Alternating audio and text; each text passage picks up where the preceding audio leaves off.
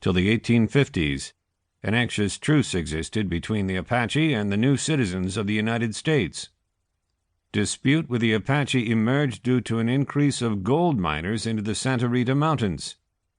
The Apache Wars are a term used to define this historic period. The Spanish, Mexicans, and other Apache next-door neighbors had never ever heard about a reservation till the United States. Reservations were regularly mishandled, and bands without blood ties were forced to cohabitate.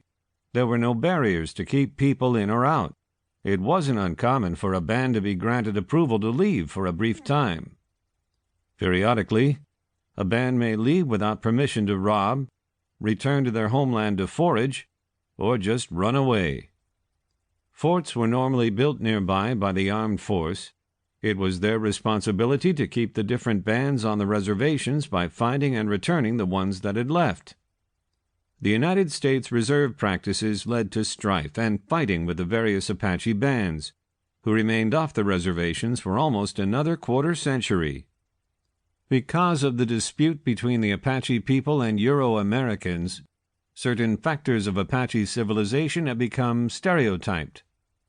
As anthropologist Keith Basso mentions, these have often been twisted as a result of misconceptions of their cultures.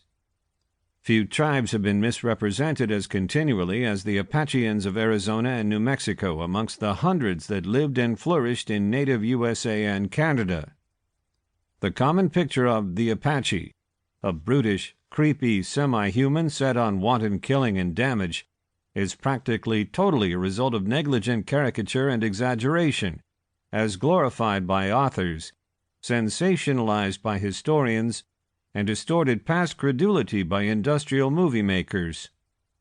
Certainly, the Apache has been changed from a Native American to an American legend, the fanciful and fallacious creation of a non-Indian citizenry whose hesitation to recognize the huge treachery of ethnic and cultural stereotypes has been matched only by its determination to support and inflate them. Elimination by restriction.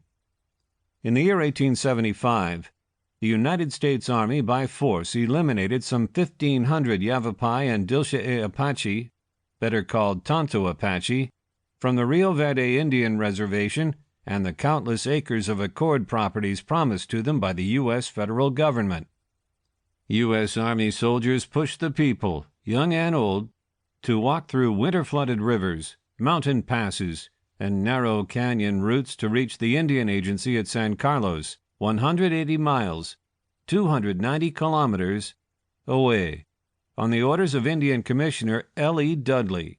Some 100 people passed away because of the journey. While white settlers took control of their land, the residents were interned there for 25 years. Just a couple of hundred were ever able to return to their homelands. From 1875 to 1881, the Buffalo Soldiers of the 9th Cavalry Regiment secured the Apaches on the San Carlos Reservation, replacing the 8th Cavalry who were stationed in Texas. Victorio's War, which started in 1879 as an Apache insurgence against the reservation system, pitted Chief Victorio's people of Apaches against the 9th Cavalry. Defeat. The supreme defeat of an Apache band was reported in most USA histories of the time when 5,000 United States soldiers pushed Geronimo's party of 30 to 50 men, women, and children to give up on September 4th, which was in 1886, at Skeleton Canyon, Arizona.